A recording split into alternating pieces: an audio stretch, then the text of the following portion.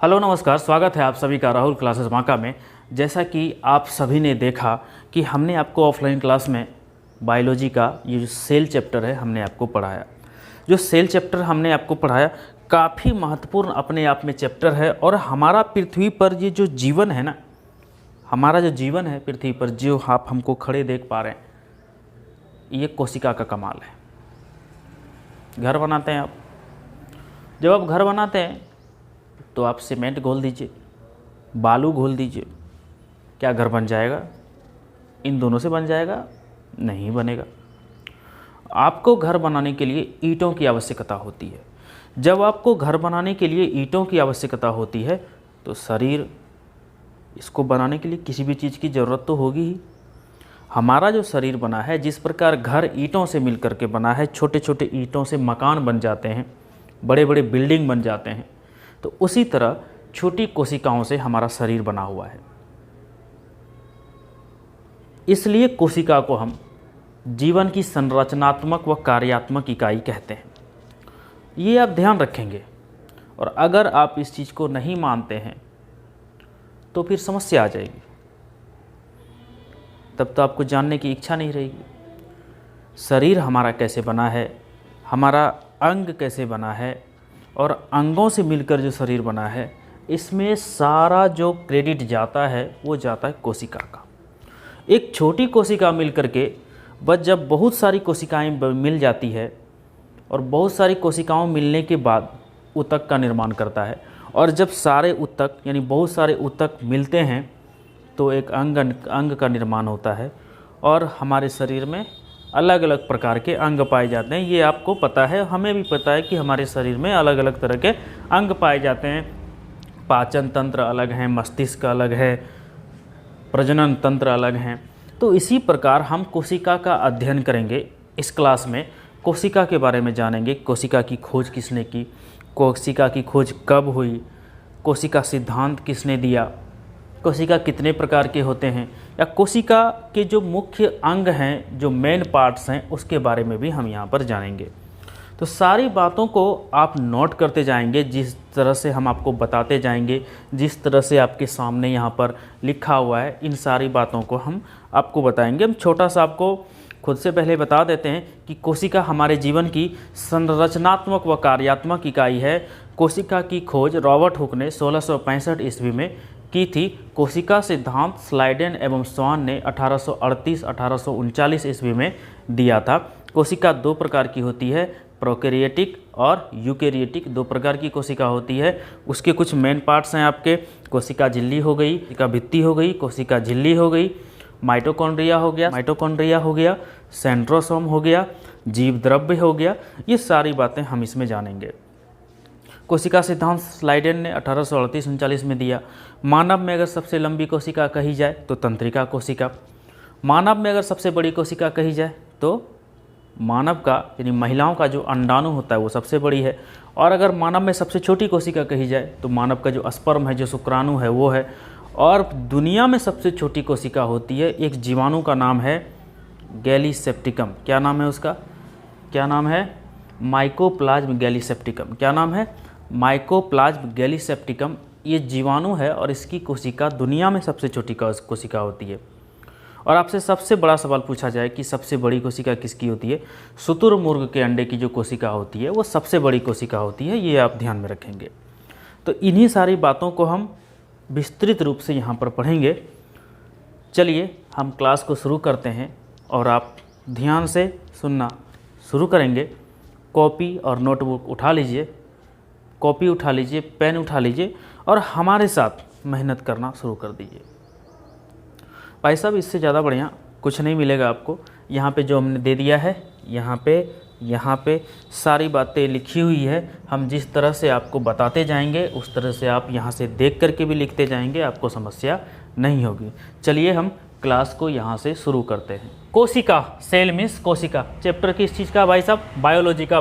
Biology का ये chapter है, कोशिका सेल। देखिए, बायोलॉजी की भाषा में हम इसको सेल तो बोलते हैं, लेकिन इसका ओरिजिनल नाम है साइटो। कोशिका का ओरिजिनल नाम साइटो। कोशिका के अध्ययन को क्या कहा जाता है? साइटोलॉजी। कोशिका के अध्ययन को क्या कहेंगे? साइटोलॉजी कहा जाता है। कोशिका की खोज किसने की थी? तो रॉबर्ट हुक ने 1665 ईस्वी में की थी।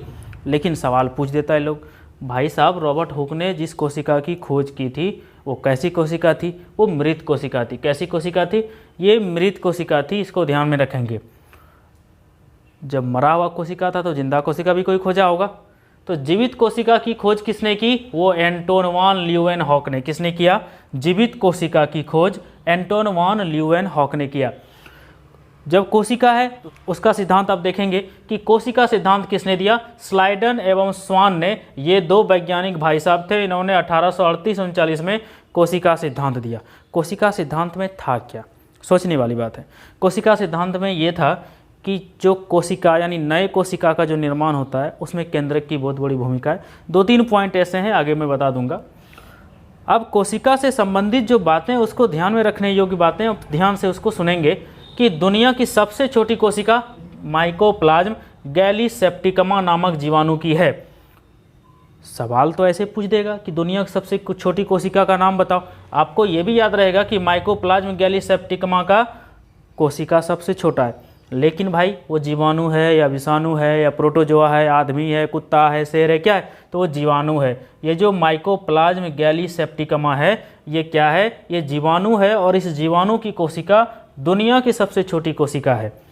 दुनिया की सबसे बड़ी कोशिका की बात की जाए तो ये शुतुरमुर्ग भाई साहब का जो अंडा है इसकी कोशिका सबसे बड़ी कोशिका होती है। और ये तो हो गई दुनिया में।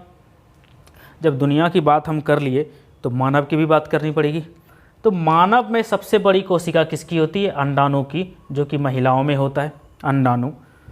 दुनिया की सबसे जो बड़ी कोशिका है वो शुतुरमुर्ग का अंडा है। और मानव में सबसे बड़ी जो कोशिका पाई जाती है वो अंडाणु है, और अंडाणु महिलाओं में पाया जाता है। और मानव में अगर सबसे छोटी कोशिका पूछी जाए तो वह है स्पर्म यानी मेन का शुक्राणु।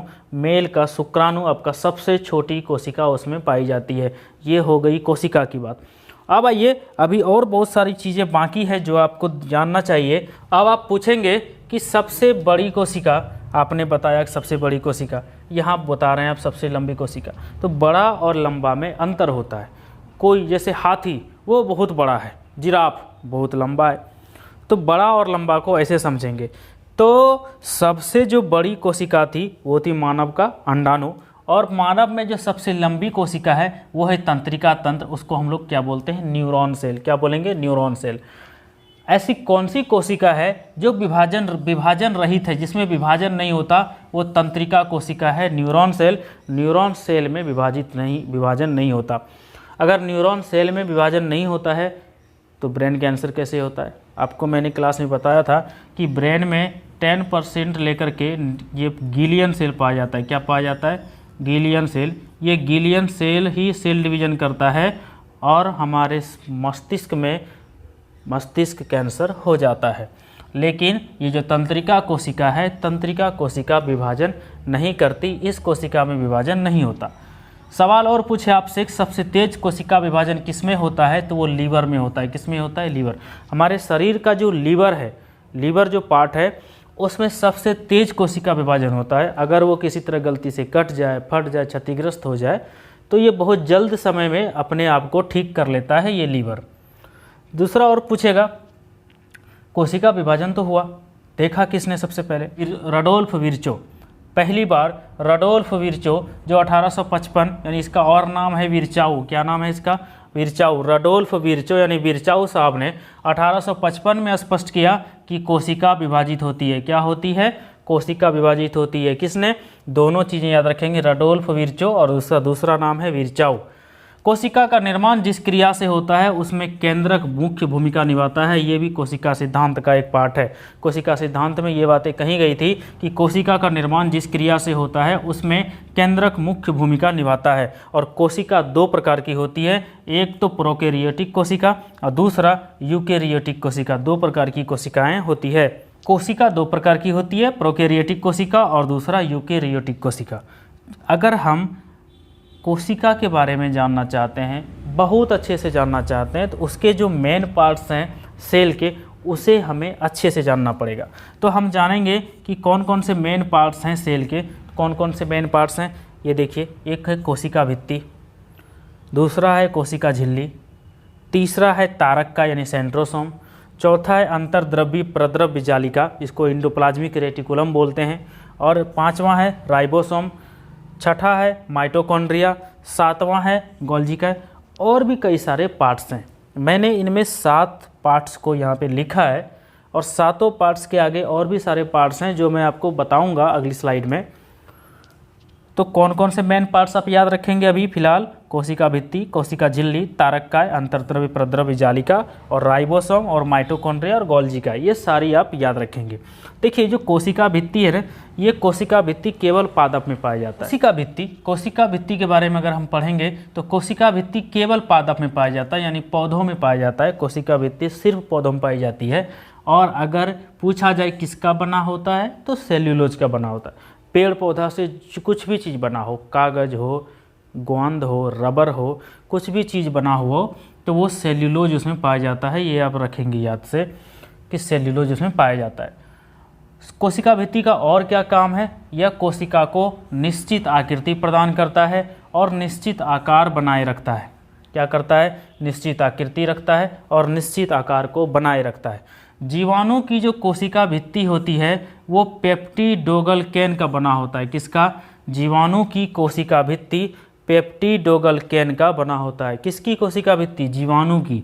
याद रखेंगे कि जीवाणु की जो कोशिका भित्ति है वो पेप्टिडोग्लैकन का बना होता है। किसका बना होता है? पेप्टिडोग्लैकन का बना होता है। कोशिका भित्ति केवल पादप में पाया जाता है। कोशिका भित्ति जो पादप में पाया जाता है उसमें पाया क्या जाता है? वो सेल्यूलोज का बना होता है। ये ध्यान रखेंगे। निश्चित आकृति और आकार बनाए रखने में कौन सहायता करता है? कोशिका भित्ति सहायता करता है। और जीवाणु की जो कोशिका भित्ति है उसमें पेप्टिडोग्लैकन इसका बना होता है। जीवाणु का शरीर यानी जीवाणु की कोशिका भित्ति किसकी बनी होती है? पेप्टिडोग्लैकन की बनी होती है। अब आइए कोशिका झिल्ली, इसको इंग्लिश में बोलते हैं सेल मेम्ब्रेन। क्या बोलते हैं? सेल मेम्ब्रेन बोलते हैं। बाजार जाते हैं आप, जब बाजार आप जाते हैं तो सब्जी खरीदते हैं। जब आप सब्जी खरीदते हैं तो सब्जी को किस में दिया जाता है? एक प्लास्टिक में। जस्ट वैसा ही झिल्ली होता है यहाँ पर। इसमें कोशिका रखी रहती है, इसमें कोशिका के सभी अवयव रहते हैं। कोशिका झिल्ली यानी सेल मेम्ब्रेन पर कोशिका झिल्ली, सेल मेम्ब्रेन यानी कोशिका झिल्ली में ही सभी कोशिकाएं और कोशिकाओं के सभी अवयव इसमें रहते हैं। किस प्रकार की झिल्ली है? तो यह अर्धपारगम्य झिल्ली है। कैसी झिल्ली है? अर्धपारगम्य झिल्ली है। पूछा जाए आपसे बना किसका होता है तो ध्यान रखेंगे आप कि यह लिपिड घटक फास्फोग्लिसराइड का बना होता है। एक क्वेश्चन और पूछता है इसमें, आप दे सकते हैं, ये जो फास्फोग्लिसराइड है यानी प्रोटीन का बना होता है। किसका बना होता है? प्रोटीन का बना होता है। इसमें पाया क्या क्या जाता है? प्रोटीन और कार्बोहाइड्रेट इसमें पाया जाता है। किसमें? कोशिका झिल्ली में प्रोटीन एवं कार्बोहाइड्रेट पाए जाते हैं। और यह लिपिड घटक फास्फोग्लिसराइड का बना होता है यानी प्रोटीन का बना होता है। और कोशिका जिस थैली में रहती है उसको हम बोलते हैं कोशिका झिल्ली, सेल मेम्ब्रेन। और यह पादप और जंतु दोनों में पाया जाता है। पादप और जंतु में कोशिका झिल्ली यानी दोनों में पाई जाती है। कोशिका झिल्ली के बारे में, कोशिका झिल्ली पादप और जंतु ये दोनों में पाया जाता है, जबकि कोशिका भित्ति केवल पादप में पाया जाता है। किसमें पाया जाता है? पादप में। कोशिका को हम इस तरह समझेंगे और शरीर बनने की प्रक्रिया को हम ऐसे समझेंगे, जब एक ईंट होता है, शरीर निर्माण की जो प्रक्रिया है उसको हम इस प्रकार समझेंगे। मान लीजिए हमारे घर में ईंट वगैरह होती है, तो ईंट पर ईंट चढ़ाते जाते हैं, ईंट पर ईंट चढ़ाते जाते हैं तो दीवार बनाते हैं। और जब हम दीवार को सजा लेते हैं तो रूम बन जाता है यानी कमरा बन जाता है। और जब हम कमरे को व्यवस्थित कर लेते हैं तो बनता है हमारा घर। क्या बनता है? हमारा घर। वैसे ही हमारी कोशिका है। जब एक कोशिका होती है और बहुत सारी कोशिकाएं मिलकर के क्या बनाती है? ऊतक बनाती है। और जब ऊतक बनता है तो ऊतकों से अंग बनता है। जब अंग का निर्माण होता है तो उसके बाद हमारा शरीर बनता है। तो ये कोशिका जीवन की संरचनात्मक व कार्यात्मक इकाई है। सबसे छोटी कार्यात्मक और संरचनात्मक इकाई क्या है? कोशिका है। हमने आपको बताया कि मानव में सबसे लंबी कोशिका तंत्रिका तंत्र की होती है। मानव में सबसे बड़ी कोशिका क्या होती है? अंडाणु की होती है। और मानव में सबसे छोटी कोशिका शुक्राणु यानी स्पर्म की होती है। और अगर सबसे लंबी कोशिका पूछा जाए तो वो क्या होती है? वो है न्यूरॉन सेल। और न्यूरॉन सेल में विभाजन नहीं होता, इसका आप ध्यान रखेंगे। कोशिका दो प्रकार की होती है, प्रोकैरियोटिक और यूकैरियोटिक, ये भी आप ध्यान रखेंगे। जीवित कोशिका की खोज किसने की? एंटोन वॉन ल्यूवेनहॉक ने की। मृत कोशिका यानी रॉबर्ट हुक, कोशिका को सबसे पहले रॉबर्ट हुक ने खोजा था 1665 में। जब खोजा तो मृत कोशिका की खोज की। अब उसने मरा हुआ खोजा या जिंदा खोजा वो मायने नहीं है, लेकिन जिन्होंने सबसे पहले खोजा उनका नाम होता है। तो रॉबर्ट हुक ने सबसे पहले कोशिका को खोजा, 1665 ईस्वी में खोजा और मृत कोशिका की इन्होंने खोज की थी। जीवित कोशिका की खोज के बारे में बात करेंगे तो एंटोन वॉन ल्यूवेनहॉक ने जीवित कोशिका की खोज की। कोशिका सिद्धांत आपका स्लाइडेन एवं स्वान ने 1838-39 ईस्वी में दिया और दुनिया की सबसे छोटी कोशिका माइकोप्लाज्म गैलीसेप्टिकमा नामक जीवाणु की है और दुनिया की सबसे बड़ी कोशिका शुतुरमुर्ग के अंडे की है। और मानव में अगर सबसे बड़ी कोशिका कहा जाए तो वो अंडाणु है जो कि महिलाओं के शरीर में पाया जाता है। और मानव में अगर सबसे छोटी कोशिका की बात की जाए तो शुक्राणु यानी स्पर्म में पाया जाता है। और मानव में अगर सबसे लंबी कोशिका पूछी जाए तो न्यूरॉन सेल यानी तंत्रिका तंत्र। और कौन सी कोशिका ऐसी है जिसमें विभाजन ना के बराबर नहीं होता है? विभाजन रहित कोशिका, तंत्रिका कोशिका, न्यूरॉन सेल है।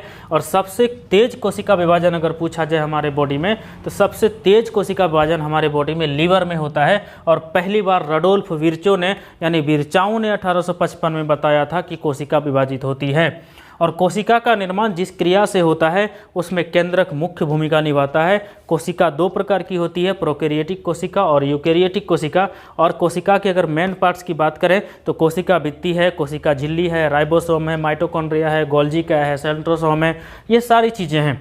अगर कोशिका भित्ति के बारे में आपसे पूछा जाए तो कोशिका भित्ति केवल पादप में पाया जाता है और पादप में जो चीज़ पाया जाता है उसमें सेल्यूलोज मिलना अनिवार्य है, मिलेगा ही मिलेगा। तो पूछा जाए कि किसका बना होता है कोशिका भित्ति तो सेल्यूलोज का बना होता है कोशिका भित्ति। और निश्चित आकृति और आकार बनाए रखने में कौन सहायता करता है? तो कोशिका भित्ति निश्चित आकार और निश्चित आकृति बनाए रखने में सहायता करता है। और जीवाणु की जो कोशिका भित्ति होती है वह पेप्टिडोग्लाइकन का बना होता है। किसका बना होता है? पेप्टिडोग्लाइकन का बना होता है। और कोशिका झिल्ली पादप और जंतु दोनों में पाया जाता है कोशिका झिल्ली। और कोशिका झिल्ली काम उसका क्या है? कोशिका झिल्ली में ही कोशिकाओं के सभी अवयव रहते हैं। क्या रहते हैं? सभी अवयव रहते हैं कोशिका झिल्ली में। और यह कैसी झिल्ली है? यह अर्धपारगम्य झिल्ली है। कैसी झिल्ली है? अर्धपारगम्य झिल्ली है। कोशिका झिल्ली अर्धपारगम्य झिल्ली है। यह किसका बना होता है? प्रोटीन का बना होता है, यानी लिपिड घटक फास्फोग्लिसराइड प्रोटीन का बना होता है। और इसमें प्रोटीन और कार्बोहाइड्रेट पाए जाते हैं। कोशिका झिल्ली किस में होता है? पादप और जंतु दोनों में होता है, जबकि कोशिका भित्ति सिर्फ पादप में पाई जाती है। कोई दिक्कत? सेल के अध्ययन यानी कोशिका के अध्ययन को क्या बोलते हैं? साइटोलॉजी बोलते हैं। नाम उसका क्या है? साइटो। खोजा किसने? रॉबर्ट हुक ने। ये सारी बातें आप याद रखेंगे। मिलेंगे आपसे अगली स्लाइड में जब हम कोशिका के जो main parts of the cell हैं उसको जब हम पढ़ाएंगे तो सारी चीज़ों को हम कवर करेंगे। ये आपका पहला पार्ट है, इसको ध्यान से आप सभी लोग देख लेंगे। मिलते हैं आपसे नेक्स्ट क्लास में। नमस्कार।